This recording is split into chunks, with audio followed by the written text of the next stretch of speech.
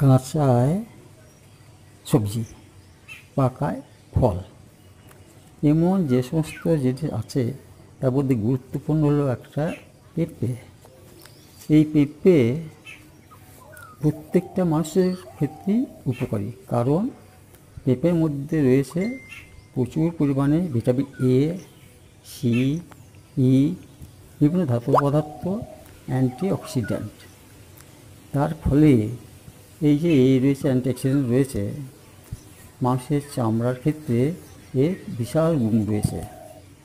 ঠিক তেমনি ভিটামিন সিটা থাকার কারণে রোগ প্রতিরোধ শক্তিটাও অনেকখানি বেশি, এবং এই যে ভিটামিন মিনারেলস এগুলো রয়েছে তার ফলে মানুষের হজম শক্তির ক্ষেত্রে এর গুরুত্ব অপরিসীম। বিশেষ করে কোষ্ঠবদ্ধতা, গ্যাস, হজমের গোলমাল, এক্ষেত্রে পেঁপে একটা ভালো খাবার, যার জন্যে 12 মাসই পেঁপের একটা বাজার দর আছে। পেঁপে যেখানেই হোক না কেন লাগালে কিছু না কিছু ফল সে দেয়। পেঁপে থেকে আমরা একটা আঠা পাই, পেঁপের গাছ চিপে দিলে সাদা রঙের আঠা, তার নাম প্যাপাইন।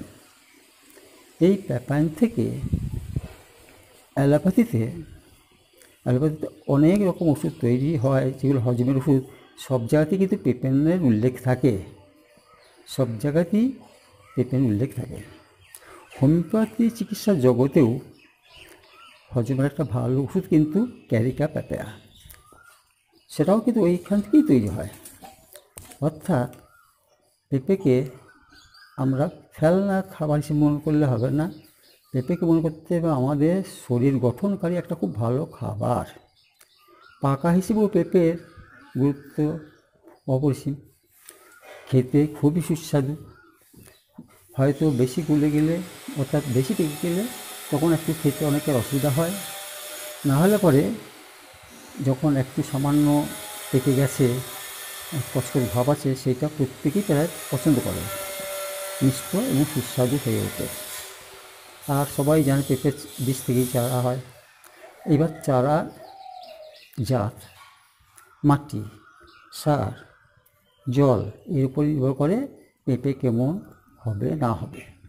এখানে যে দুটি গাছ দেখানো আছে, বোঝাই যাচ্ছে দুটির মধ্যে কোথাও না কোথাও একটু সামান্য তারতম্য আছে। একই চারা লাগানো হয়েছিল, কিন্তু দুরকম ফল ফুলেছে।